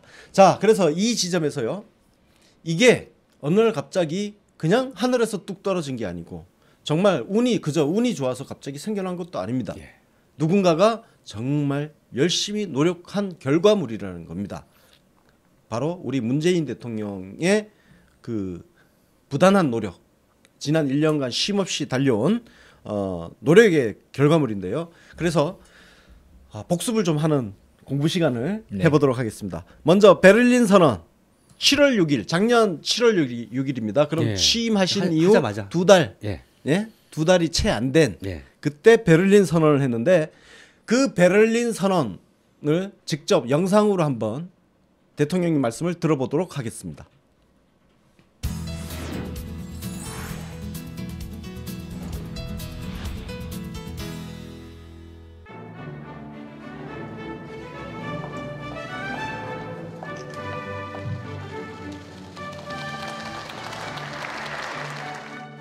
여기 알테스 슈타트하우스는 독일 통일조약 협상이 이루어졌던 역사적 현장입니다. 이곳 베를린은 지금으로부터 17년 전 한국의 김대중 대통령이 남북 화해 협력의 기틀을 마련한 베를린 선언을 발표한 곳입니다. 나는 오늘 베를린의 교훈이 살아있는 이 자리에서 대한민국 새 정부의 한반도 평화 구상을 말씀드리고자 합니다. 김대중 대통령의 베를린 선언은 2000년 제1차 남북 정상회담으로 이어졌고 분단과 전쟁 이후 60여 년간 대립하고 갈등해온 남과 북이 화해와 협력의 길로 들어서는 대전환을 이끌어냈습니다. 그 뒤를 이어 노무현 대통령은 제2차 남북 정상회담을 통해 남북 관계의 발전과 평화 번영을 위한 이정표를 세웠습니다. 나는 앞선 두 정부의 노력을 계승하는 동시에 한반도의 평화 체제를 구축하는 담대한 여정을 시작하고자 합니다. 첫째, 우리가 추구하는 것은 오직 평화입니다. 우리는 북한의 붕괴를 바라지 않으며 어떤 형태의 흡수 통일도 추진하지 않을 것입니다. 통일은 평화가 정착되면 언젠가 남북 간의 합의에 의해 자연스럽게 이루어질 일입니다. 나와 우리 정부가 실현하고자 하는 것은 오직 평화입니다. 둘째, 북한 체제의 안전을 보장하는 한반도 비핵화를 추구하겠습니다. 북한 핵의 완전한 폐기와 평화 체제 구축, 북한의 안보 경제적 우려 해소, 북미 관계 및 북일 관계 개선 등 한반도와 동북아의 현안을 포괄적으로 해결해 나가겠습니다. 셋째, 항구적인 평화체제를 구축해 나가겠습니다. 한반도의 항구적 평화구조를 정착시키기 위해서는 종전과 함께 관련국이 참여하는 한반도 평화협정을 체결해야 합니다. 넷째, 한반도의 새로운 경제지도를 그리겠습니다. 군사 분계선으로 단절된 남북을 경제 벨트로 새롭게 잇고 남북이 함께 번영하는 경제 공동체를 이룰 것입니다. 다섯째, 비정치적 교류협력 사업은 정치 군사적 상황과 분리해 일관성을 갖고 추진해 나가겠습니다. 대한민국 정부의 가족 상봉을 신청한 이산가족 가운데 현재 생존해 계신 분은 6만여 명, 평균 연령은 81세입니다. 이분들이 살아계신 동안에 가족을 만날 수 있게 해야 합니다. 어떤 정치적 고려보다 우선해야만 하는 시급한 인도적 문제입니다. 인류의 더 나은 삶, 세계의 더 좋은 미래를 향해 구세계 함께 나아갑시다. 감사합니다.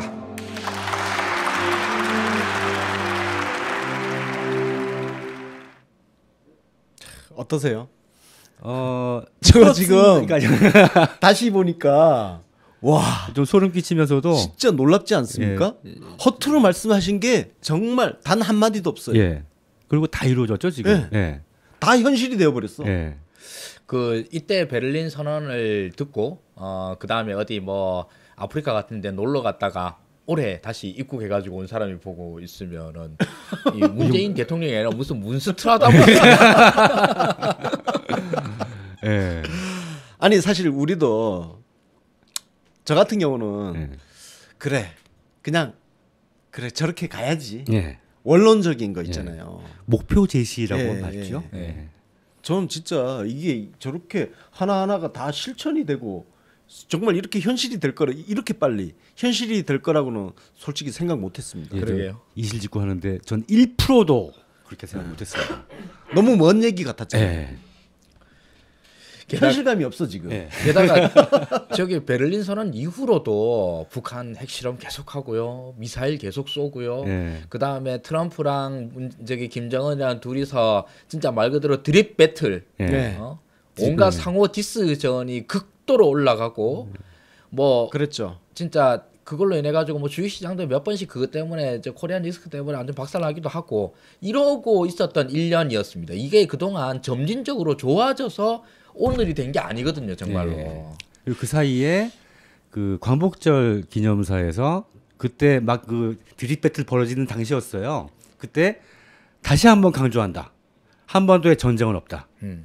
그 당시 분위기가 완전히 거꾸로 가는 분위기였거든요. 네. 그 진짜 그 용기 있는 발언이라고 생각했는데 미리 이걸 다 만들어가면서 다짐하듯이 하신 말씀이에요. 지금 보면. 그렇습니다. 네. 그게 정말로 진짜 제가 맨날 표현하는 걸로 역사의 물줄기를 바꿨다라고 그러지 않습니까? 네. 이게 그동안에 역사의 물줄기는 진짜로 전쟁과 대립의 길로 가고 있었었는데 그렇죠. 예.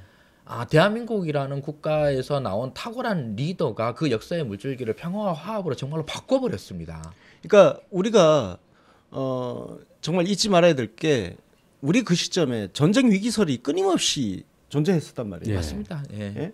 그리고 실제로 전쟁 날 수도 있겠다는 생각을 했었단 말이에요. 예, 그 위협이 상당히 현실적이었죠. 예. 예. 자, 그 당시에 베를린 선언 당시에 심지어 북한이 뭐라고 그랬냐면요. 북한에서 장꼬대 같은 궤변이다.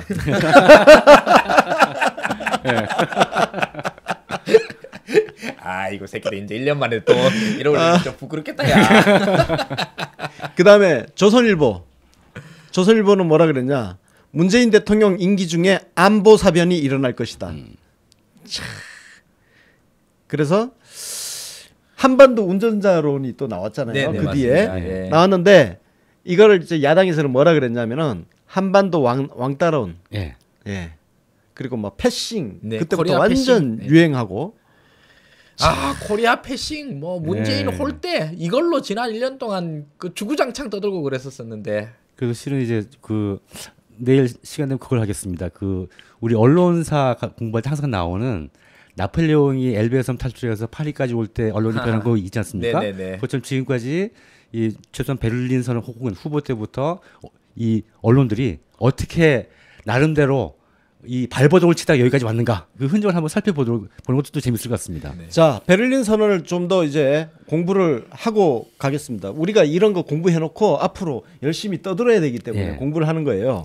자, 한반도 항구적 평화 정착을 위한 정책 방향을 5가지 제시를 하셨습니다. 첫 번째, 오직 평화. 두 번째, 한반도 비핵화. 세 번째, 항구적인 평화체제 구축. 네 번째, 한반도에 그리는 새로운 경제지도. 다섯 번째, 비정치적 교류협력 사업 추진. 이거 다 지금 이번 판문점 선언에 다 들어갔어요. 네, 그대로 들어갔습니다. 예. 자, 그다음 한반도 정책 방향 실천 준비 4가지 해가지고 실천 과제를 즉시 할 거를 4가지를 제시했습니다. 첫 번째, 시급한 인도적 문제의 해결. 이산가족이죠. 북한의 평창 동계올림픽 참가, 군사분계선 적대행위 상호 중단, 남북 간 접촉 및 대화 재개. 이거 다 됐어. 대단합니다. 대단합니다. 진짜 이것만 해도 놀라운 건데 또 앞으로 더 있다는 거 아닙니까 이제? 살펴볼게. 그렇죠. 전 정말로 베를린 선언에서 북한이 평창 동계올림픽 참가라고 하는 것은 우리가 열심히 설득해 볼게 뭐 이러는 거였고 이게 정말로 실현될 거다라고는 정말 전혀 생각 못했습니다. 예. 이게 진짜 그래서 평창에 실제로 북한 선수단이 오고 응원단이 오고 했을 때 와 진짜로 되네? 라는 이런 느낌이었었고요. 네. 그리고 그 이후로 평창 이후로 뭐 숨가쁘게 달려온 시간들은 계속된 놀라움의 시간들이었죠, 진짜로. 지금 댓글창에서 냉면집 이야기가 나오는데요. 지난 주말 동안 냉면집들 대박 났습니다. 제가 그 여기 우리 사무실 일요일 어제 사무실 나왔잖아요. 네. 사무실 오는데 그 우리 옆에 냉면집 있잖아요. 네. 평양냉면집. 네. 제가 가끔 가서 낮술 먹는 낮술 맛있습니다 거기. 그 평양냉면집에 사람들이 줄을 섰더라고요. 오늘도 아마 점심 시간에 지금도 아마 예, 오늘도 아마 네, 계속 네. 당분간 이 평양냉면집들은 아마 계속 줄을 서야 될 것 네. 같습니다. 자, 우리 대통령께서 그냥 이렇게 만드신 게 아니라 엄청난 노력을 하셨다는 거, 이걸 한번 일지로 한번 보여드리도록 하겠습니다. 간단하게 살펴볼게요. 일지 한번 볼까요? 자, 6월 24일 처음으로 이제 북한한테 평창 동계올림픽 참가해라. 이때마다 좀 뜬금없지 않았나요? 뭔 얘기였죠. 이미 죽었던 네. 잊혀졌던 평창 올림픽이야. 네. 사람들 아무도 관심 없었어. 맞아요. 그러니까 대통령님 혼자 말씀하신 네, 거예요. 맞습니다. 사실은 예. 벽에다 대고. 아이고, 죄송해라. 가슴이 아픈다. 네, 그리고 이제 7월 6일에 베를린 선언이 있었습니다. 여기서 다시 평창 올림픽을 또 말씀하셨어요. 그리고 8.15 광복절 경축사에서 또 평창 올림픽 이야기하시면서 평화 올림픽 만들어야 된다. 그리고 9월 21일 유엔 총회 기조연설 가서 또 평창 올림픽. 그러니까 주구장창 평창 올림픽. 그러니까 와, 근데 그 평창 올림픽을 어떻게든 이 한반도 평화 질서 만들어내는 촉매제로 최대한 활용하신 거예요. 남들은 그냥 다 내다 버린 거 쓰레기 된 거 아니에요, 사실은. 네. 그거를 갖고 오셔가지고 보석으로 만들어 버린 거예요. 잠깐 생각하면 만약에 탄핵이 있지 않고 정상적으로 대통령 선거가 이루어졌다면 우리 대통령이 당선됐더라도 이렇게 되기가 참 어려웠던 그렇죠. 것이었어요, 보니까. 네. 이때부터 뭐 미리 다 준비하신 거니까. 그렇죠. 네. 자, 그리고 이제 1월 1일에 김정은 위원장이 신년사에서 평창 올림픽 대표단 파견 및 대화할 용의가 있다 이러면서 그죠. 이제 물꼬가 트이기 시작을 했습니다. 그리고 자, 넘기십시오. 이렇게 쭉 흘러왔습니다. 숨가쁜 일정입니다. 그래서 1월 20일에 IOC에서 북한의 그 올림픽 참가 최종적으로 승인을 했고, 마식령 스키장에서 공동훈련도 하고, 그리고 쭉 내려오고 2월 9일 드디어 개막식 날 남북 선수단 공동 입장을 실현시켰습니다. 자, 그리고 이어서 쭉 하여튼 이 과정을 거쳐서 판문점 선언까지 왔는데요. 여기서 우리가 빠진 게 있습니다. 아까 전에 우리 하승수 소장이 잠깐 언급을 했지만 그 와중에 북한이 미사일 쏘고 핵실험했다는 거야. 그렇죠. 저것만 보면 순탄하게 된 것 같지만 그게 아니라는 거예요. 우리가 볼 때 그때 막 괘씸하지 않았습니까? 맞습니다. 우리 대통령이 이렇게 애를 쓰는데 그냥 뭐 좀 장단을 맞추지 못할 망정. 5월 9일 날 선거했잖아요. 네. 대통령 5월 10일 날 취임하셨지 않습니까? 그 2017년 5월 달 한 달 동안에 미사일 3번 쐈습니다. 그러니까 대통령 취임하시고 나서 계속 잠을 설치셨어요. 그러니까요. 그리고 8.15 광복절 축사 이게 정부 대통령 연설 중에 제일 중요한 연설인데 여기서 평창 올림픽 참가합시다, 한반도 평화합시다, 뭐 등등 그렇게 말씀하셨는데 북한이 ICBM 발사 실험 2번 했습니다. 대륙간 탄도미사일. 이거는 일본 넘어서 태평양에 떨어뜨렸다니까. 네. 미국 LA에다 꽂겠다라는 거예요. LA에다 꽂겠으니까 한번 해보자. 이러는 걸 2번 했습니다. 와, 그때 정말 그게 이제 그 9월 29일에도 이제 추가 이제 미사일 도발 징후 나타나고 하여튼 그 북한이 하와이까지 도달하는 실험을 했단 말이에요. 네, 그렇죠. 그러니까 난리가 난 거 아닙니까? 맞습니다. 거기 핵탄두만 장착하면 된단 말이야.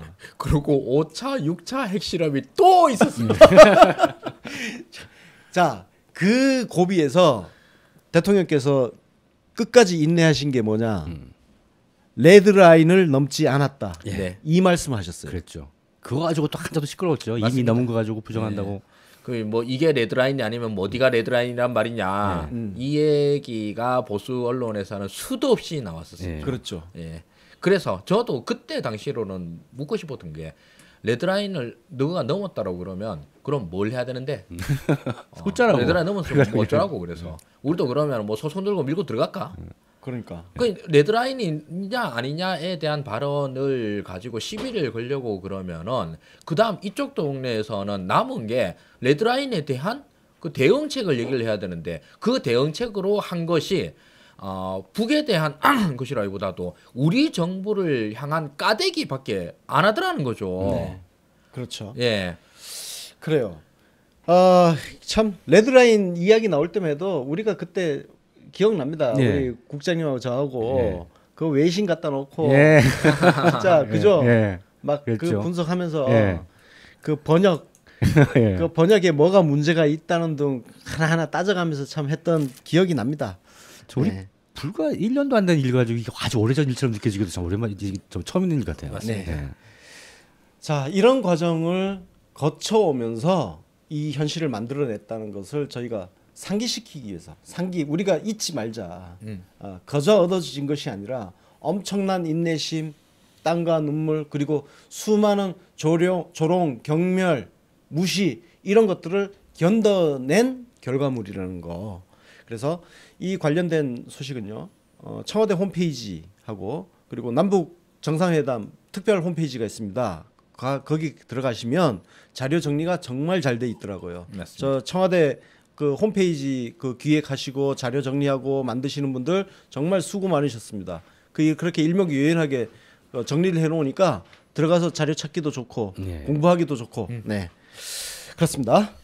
자, 또 있습니다. 문재인 대통령의 한반도 정책을 한번 재조명해 보도록 하겠습니다. 먼저 3대 정책 목표가 있습니다. 오늘 진짜 공부 너무 빡시게 하는 것 같은데 공부해 두면 다 남는 장사 됩니다. 이 정도는 해야죠. 예. 자, 먼저 북핵 문제 해결 및 항구적 평화 정착이 있고 두 번째로 지속 가능한 남북 관계 발전 그리고 세 번째 한반도 신경제 공동체 구현 이게 예. 목표입니다. 예. 이게 지금 베를린 선언에서 아까 풀어놨던 거를 이게 원래는 그 베를린 선언에서 나온 게 아니라 대통령 취임하시기 전에 대선 준비하시면서 이미 이걸 준비를 하셨던 거예요. 맞습니다. 예, 예, 맞습니다. 대선 공약집에도 거의 비슷한 내용이 나옵니다. 사실 이게 대통령께서 당선 이전 대선 캠페인 그리고 그 이전부터 꾸준히 공부하시고 연구하시고 결단을 세워 나가신 것들을 취임 이후에 다 실천하신 거죠, 뭐 진짜로. 그래서 1번 한번 볼게요. 첫째, 한반도 평화 정착. 둘째, 한반도 비핵화. 셋째, 남북 문제의 주도적 해결. 넷째, 북핵 문제의 평화적 해결. 다섯째, 북한의 도발에 대해서는 단호히 대응하는 것. 이게 2017년 11월 국회 시정연설에서 말씀하신 내용인데요. 네. 이게 이미 대선 치르기 전부터 준비해놨던 거. 그렇죠. 예, 이거 그대로 다 되고 있잖아요. 지금. 네. 예. 그다음에 이제 두 번째 지속 가능한 남북 관계 발전과 관련해 가지고는 그 6.15 남북 정상회담 17주년 기념식 축사가 있습니다. 역대 정권에서 추진한 남북 합의는 정권이 바뀌어도 반드시 존중되어야 하는 중요한 자산입니다. 정부는 역대 정권의 남북 합의를 남북이 함께 되돌아가야 할 원칙으로 대할 것입니다. 또한 당면한 남북 문제와 한반도 문제 해결의 방법을 그간의 합의에서부터 찾아 나갈 것입니다. 훌륭합니다. 박수. 예. 이번 완전히 그대로 하셨어. 네. 진짜. 이게 그 판문점 선언의 1조 1항입니다. 이 내용이. 그렇습니다. 예. 그리고 세 번째 한반도 신경제 공동체 구현. 야, 이거 보세요. 환동의 건, 환서의 건, 적경 지역 이게 나오잖아요. 네. 이 환서의 건이 이 서해 평화 협력지대 이거하고 그다음에 압록강 지대 단둥지구 그쪽하고 다 연결되는 거예요. 이게 경의선 그 경의선 맞죠? 경의선 맞죠? 예. 경의선 라인이죠. 예. 그다음에 적경 지역은 환동의 건하고 이제 맞물려 있는 건데 예. 저게 금강산 관광. 예, 판문점 주변. 그죠?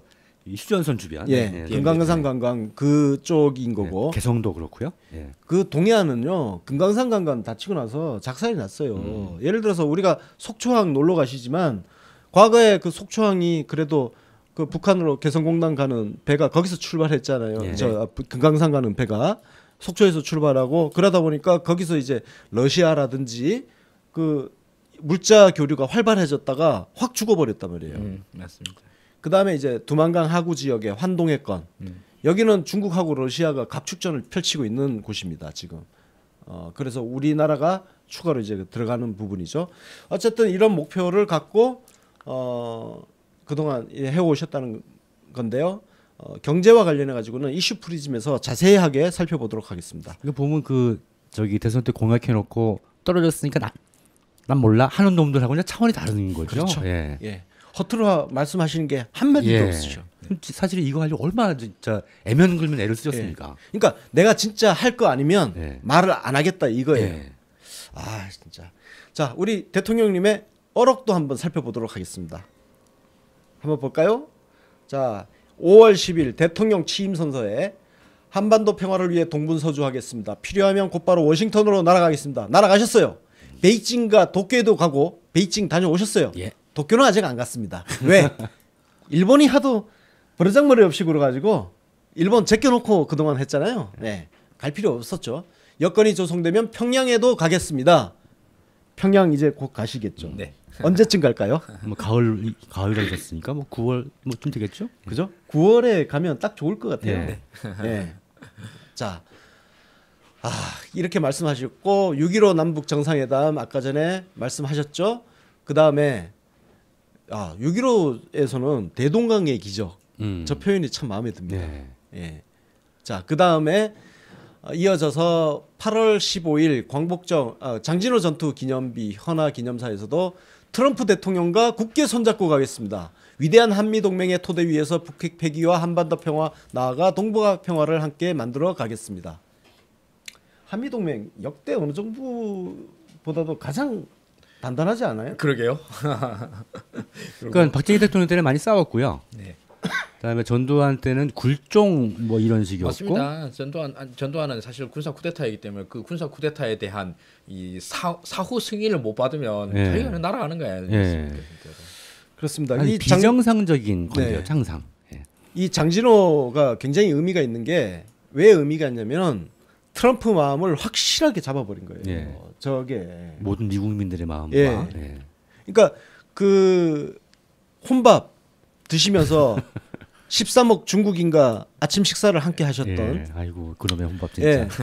그 더우장 예. 더우장하고 그 뭐죠? 하여튼 그걸로 아침 식사하셨던 거 하고 맞먹는 게 미국인들의 마음을 잡은 게 바로 장진호 헌화한 겁니다. 임팩트는 저 장진호가 훨씬 더 크죠.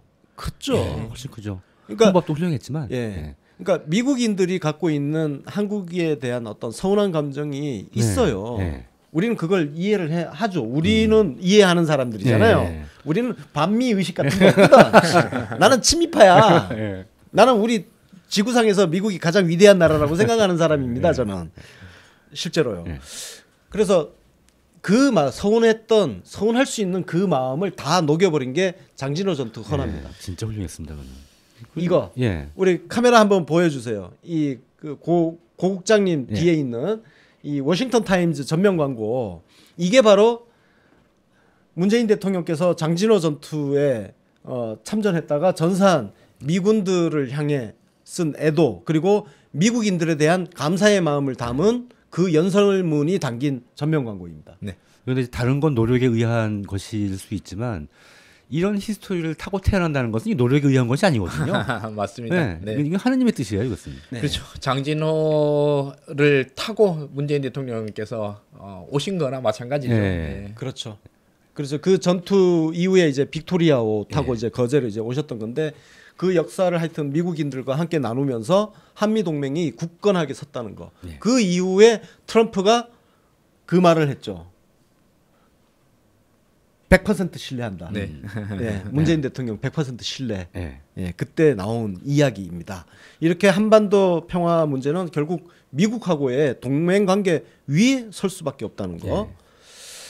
하여튼 그리고 쭉 베를린 선언 나오고 뭐 8.15 광복절 경축사에서도 또 말씀하시고 유엔 총회 한번 기조연설 한번 보실까요? 우리는 북한의 붕괴를 바라지 않습니다. 어떤 형태의 흡수 통일이나 인위적 통일도 추구하지 않을 것입니다. 북한이 이제라도 역사의 바른 편에 서는 결단을 내린다면 우리는 국제사회와 함께 북한을 도울 준비가 되어 있습니다. 메시지가 확실하죠? 예.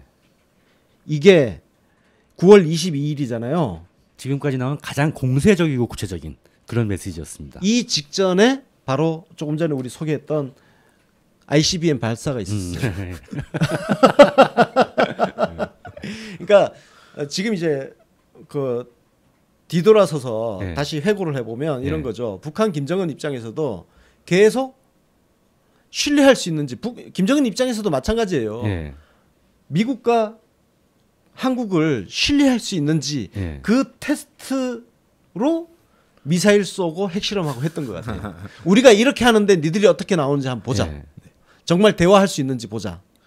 또 한편으로 이렇게 강하게 평화 추구 지향을 밝히시면서도 건건히 대응하셨어요. 그전 정권에서는 볼 수 없었던 현무 쏘고 네, 미사일 쏘고 바로 또 쏘고 그다음에 저 실제로 그 네. 평양을 타격하는 타격하는 그대로 하고 예, 그 전투기 띄워가지고 예. 네, 그다음에 미국의 사격 연습하고 미국의 그랬어요. 대북 제재 그대로 또 실행하고 네. 그러니까 양온 그러니까 온 네, 그걸 다 동시에 이렇게 훌륭하게 수행하기도 쉽지 않습니다. 진짜 말이 그렇지. 맞습니다. 예.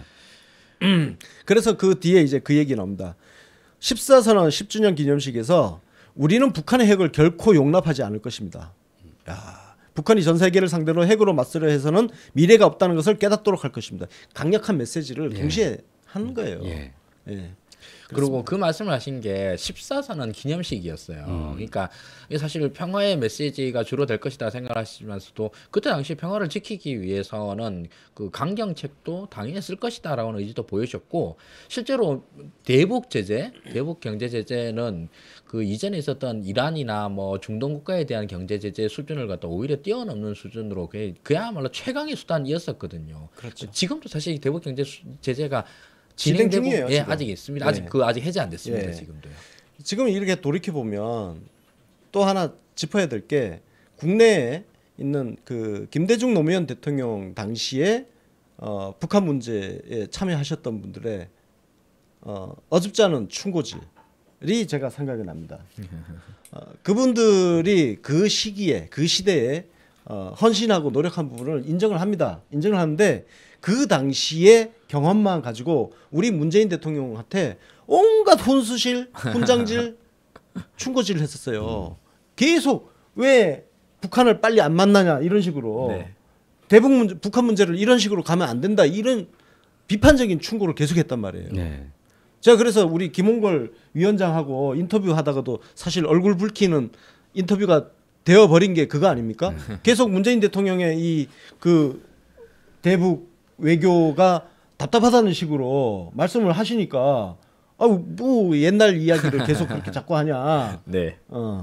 이게 대북 제재 같은 경우도 마찬가지 아닙니까? 소위 그 과거의 향수를 갖고 있는 분들은 미국이 그 짜놓은 대북 제재판에 왜 한국이 끌려 들어가냐 이런 식으로 비판했단 말이에요. 그런 얘기를 했죠.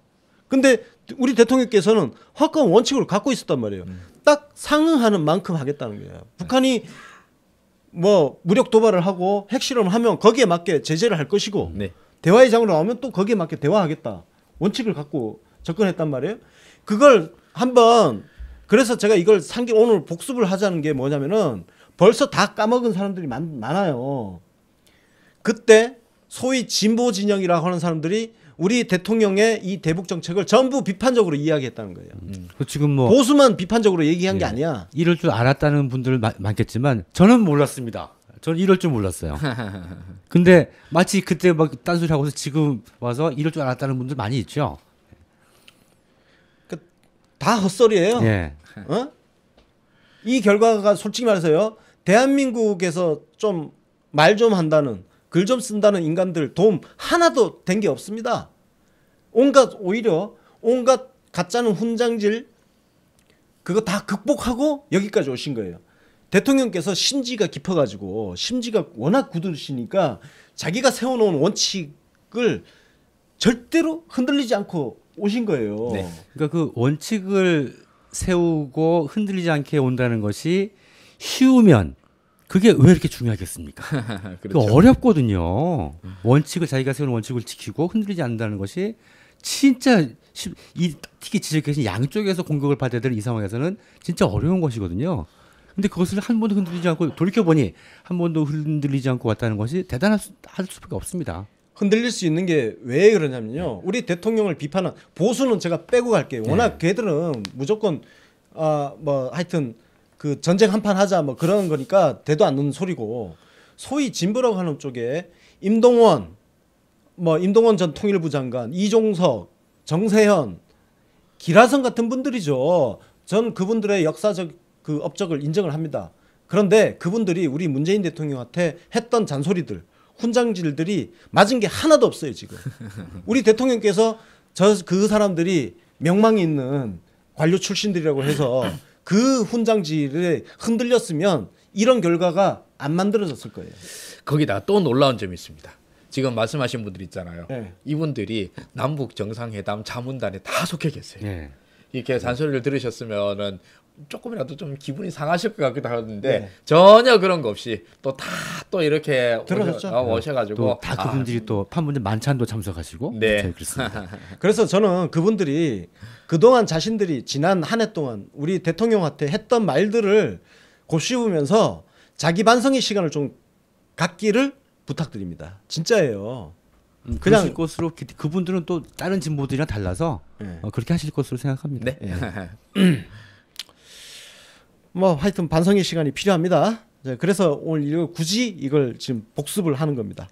자, 뉴스 브리핑 이제 이 정도예요. 사실 아직 할 게 정말 많은데 압축해서 이 정도로 한마디만 좀 덧붙이면 안 될까요? 하시죠. 그 소감을 처음에 물어보셨는데요. 네. 저는 실은 이제 김정은 위원장 어록 듣고 이제 어록 살펴보면서 정리하면서 이 사람이 진짜 이 자기 인민들을 이 고통에서 벗어나게 하려고 애를 쓰고 있구나라는 그런 느낌을 받았는데 그 순간에 우리 대통령이 얼마나 고민하실까.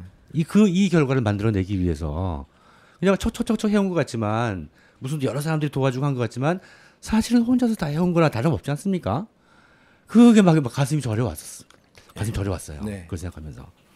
우리 하성 원장님은 아니 없습니다. 네. 그렇습니다. 우리 대통령님한테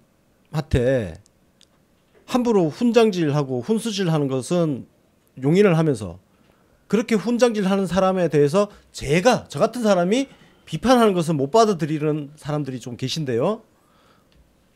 잘 생각해 보세요. 제가 내부 총질하는 게 아니고요. 그분들이 우리 대통령한테 총질을 먼저 했기 때문에 제가 맞대응 사격을 하는 거라는 거 항상 잊지 마십시오. 네. 주제 파악을 잘해야 됩니다. 그리고 누구든지 그 사람이 어떤 사람이든지 간에 과오가 있으면 성찰하고 반성해야 된다. 오늘 뉴스 브리핑은 그런 의미를 담아서 준비를 했습니다. 자, 그럼 이슈 프리즘으로 넘어가겠습니다.